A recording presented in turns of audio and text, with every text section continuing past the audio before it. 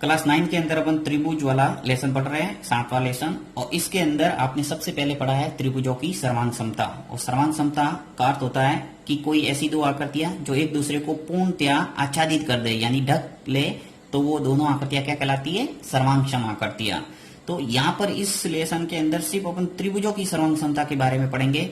और त्रिभुजों की सर्वांग समता के अंदर आपके विभिन्न प्रकार के गुणधर्म हैं, तो आज अपन उन गुणधर्मों के बारे में चर्चा करेंगे ताकि आप सवालों को इजीली सिद्ध कर पाएंगे यदि आपको गुणधर्म याद है तो सबसे पहले देखिए त्रिभुजों की सर्वांग समता के विभिन्न गुणधर्म, ये मैंने सब लिख के रखे हैं ताकि जल्दी जल्दी समझ में आ जाए और आपका टाइम है वो वेस्ट न हो। तो देखिए, तो पहला गुणधर्म क्या? देखिए, भुजा कोण भुजा गुणधर्म, जिसे इंग्लिश में कहेंगे एस रूल, अर्थात एस का अर्थ होता है साइड, ए का अर्थ है एंगल, यानी साइड एंगल साइड रूल।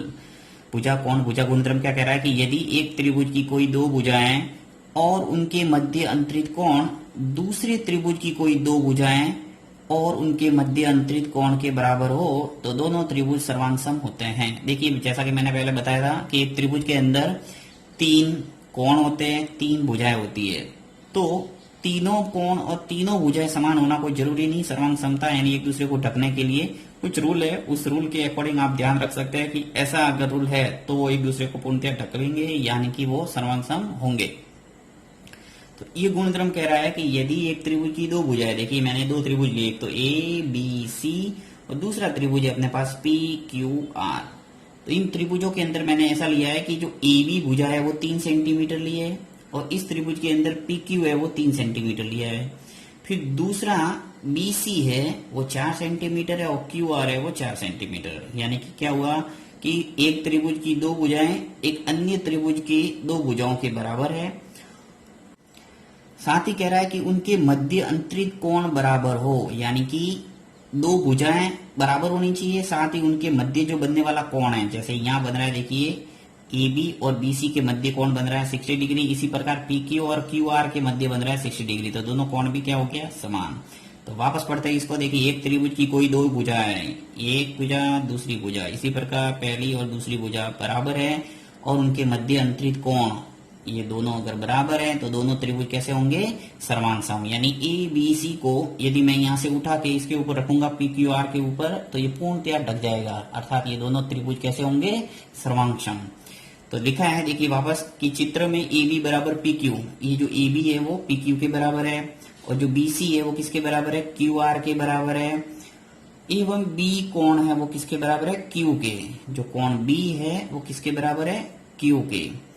तो देखिए, अतः दोनों त्रिभुज भुजा कोण भुजा गुणधर्म से सर्वांग सम होंगे, अर्थात दोनों त्रिभुजों के संगत कोण अवयव भी बराबर होंगे। अब दोनों त्रिभुज यदि समान हो गए यानी सर्वांग सम हो गए तो उनके संगत अवयव दूसरे जो बचे, जैसे एसी भुजा वो ऑटोमेटिकली पी आर के बराबर हो जाएगी। इसी प्रकार कोण जो सी है वो बराबर हो जाएगा आर के और जो कोण ए है वो बराबर हो जाएगा पी के। तो ये सब लिख लिया। अतः दोनों त्रिभुज निम्न प्रकार लिखेंगे, यानी कि दोनों त्रिभुज सर्वांग सम है तो उनको किस प्रकार से लिखेंगे कि त्रिभुज ए बी सी सर्वांग सम है त्रिभुज पी क्यू आर के। ये सर्वांग समता का सिंबल है, आपको दो लाइन और एक टेढ़ी मेढ़ी लाइन ऐसे बनाना है। तो इस ढंग से त्रिभुज ए बी सी सर्वांग सम हो गया पी क्यू आर के। दूसरा जो गुणधर्म है वो है कोण भुजा कोण गुणधर्म, यानी एंगल साइड एंगल रूल।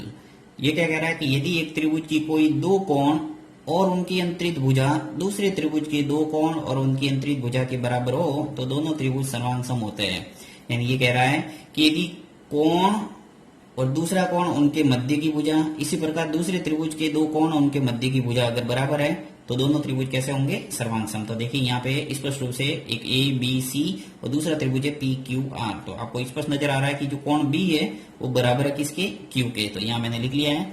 देखिए, कोण जो बी है वो क्यू के बराबर है और कोण सी है वो आर के बराबर है। कोण सी 45 डिग्री है और आर है वो 45 डिग्री, तो सी बराबर है आर। और जो बी सी है वो 4 सेंटीमीटर और क्यू आर है वो भी लिया है 4 सेंटीमीटर। ये सिर्फ आपको दर्शाने के लिए, आपको सिखाने के लिए मैंने माप लिखे है, ये कोई एग्जैक्ट माप नहीं है। तो इस ढंग से बी सी बराबर क्यू आर हो गया, अर्थात दो कोण और उनके मध्य की भुजा। अंतरित भुजा का मतलब यही होता है मध्य की भुजा। तो इस प्रकार लिख सकते हैं कि अतः त्रिभुज ए बी सी सर्वांग सम है पी क्यू आर के। ए बी सी सर्वांग सम है पी क्यू आर। तो ये हो गया दूसरा रूल। तीसरा रूल है कोण, कोण और भुजा गुणधर्म, यानी कि एंगल, एंगल और साइड, AAS ऐसे लिख सकते हैं, A और S रूल। अब AAS रूल क्या कह रहा है कि यदि एक त्रिभुज के दो कोण और एक भुजा दूसरे त्रिभुज के दो कोण और संगत भुजा के बराबर हो तो त्रिभुज सर्वांग होते हैं। यानी कि एक त्रिभुज लिया ABC और दूसरा लिया DEF, कोई भी नाम ले सकते हैं आप। तो यहाँ पे A जो है कोण किसके बराबर है, D के, और B जो कोण है वो किसके बराबर है, E के, और साइड में एक भुजा यानी BC भुजा है वो EF के। अर्थात दो कोण और एक भुजा, दो कोण और एक भुजा दोनों त्रिभुजों के अगर बराबर है तो दोनों त्रिभुज क्या होंगे, सर्वांग सम। तो इस ढंग से ये तीन गुणधर्म है वो याद रखना है। अब इजीली आप सवालों को आप सर्वांग सम प्रूव कर पाएंगे। तो ये इनको गुणधर्मों को अच्छे ढंग से आप रीड आउट करना, और समझ में नहीं आए तो आप कमेंट बॉक्स में लिखना, मैं वापस इन गुणधर्मों के बारे में डिटेल में जानकारी दूंगा।